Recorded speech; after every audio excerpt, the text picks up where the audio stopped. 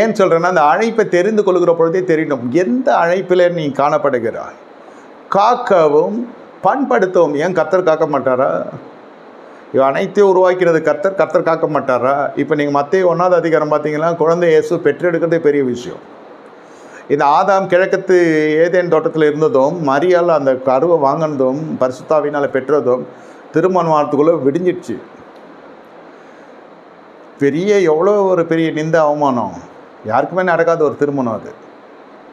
இத்தனையும் கிருபை பெற்றவ. அதுக்கு தான் அந்த கிருபை கொடுக்கப்படுகிறது, சகிப்புத்தன்மைக்காக. நம்ம கிருபைன்னு பாடுறதுக்கு இல்லை, கிருபைன்னு துதிக்கிறதுக்கு மட்டும் இல்லை. கிருபை என்பது சகிப்பதற்கு அந்த கிருபை. திருமணம் என்றாலே ஒரு புதிய உறவோடு, புதிய மனுஷியோடு நீங்கள் சங்கமிக்கிறீர்கள். சரீரம் மட்டும் இல்லை, எல்லாம் சேர்ந்து சொல்கிறேன். சுற்று நட்பும் சொந்தம் பந்தம் எதுவுமே இல்லாமல் தான் இங்கே காணப்படுறான். ஆனால் கொடுக்க அழைப்பு வந்த உடனே நடக்கிறது காக்கவும் பண்படுத்தவும். ஏன் காக்க வேண்டும், ஏன் பண்படுத்த வேண்டும்? ஏற்கனவே நாசமாக போயிருக்குது உலகம், பூமி நாசமாக இருக்கிறது. அதை காக்க தான் உன்னை வைத்திருக்கிறேன். அது ஒழுங்கினமாக இருந்தது, அதை பண்படுத்த தான் உன்னை வைக்கிறேன். 2 அலுவல் தான் உனக்கு. என்ன 2 அலுவல்? ஒன்று காக்கணும், ஒன்று பண்படுத்தணும்.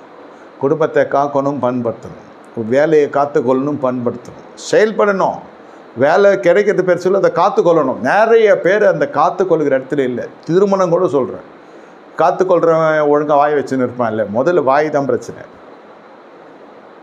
எல்லா 95% என்கிட்டே பிரச்சனை இருக்கும்.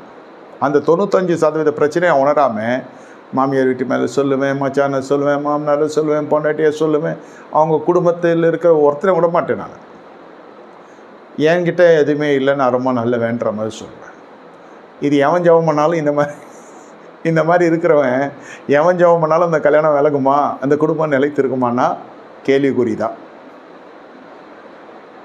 98% பிரச்சனை என்கிட்ட வச்சுட்டு என்னையே காத்துக்கொள்ள துப்பு இல்லை, என்னையே பண்படுத்த துப்பு இல்லை. நான் எங்கேருந்து இன்னொரு மனுஷனையும் எனக்கு நம்பி வந்த ஒரு பெண்மணியை எங்கே நான் காக்க போகிறேன், எங்கே நான் பண்படுத்த போகிறேன்? இந்த இடத்துல தான் திருமணம் உடைக்கிறது.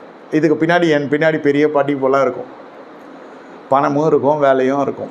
எல்லாம் இருந்து உடச்சிக்கிறோம் இல்லையா? இதெல்லாம் எல்லாமே வாழ்கிறோன்னு இல்லையா? அப்போ உடச்சிக்கிற என்ன சொல்ல, அவங்ககிட்ட பணம் இல்லை, அதனால் அவன் பின்னாடி சுற்றின்னு இருக்கிறான். அவங்ககிட்ட படிப்பு கிடையாது, அதனால் அவங்க கூட இருக்கிறான். அவன் திருமணம் காத்துக்கொள்கிறான், பண்படுத்தி இருக்கிறான்றது புரிஞ்சிக்க மாட்டான். அப்போ கூட மேட்டிமையாகவே மற்ற பேசிக்கொண்டே இருக்கிறேன்னு வச்சுக்கோங்க. பெருமையிலவனுக்கு கர்த்தர் எதிர்த்து நிற்கிறார் இல்லையா? முதல்ல கர்த்தர் வேலையை கொடுத்து கர்த்தர் அவனுக்கு பாடத்தை புகட்டுறார். காக்கவும் பண்படுத்த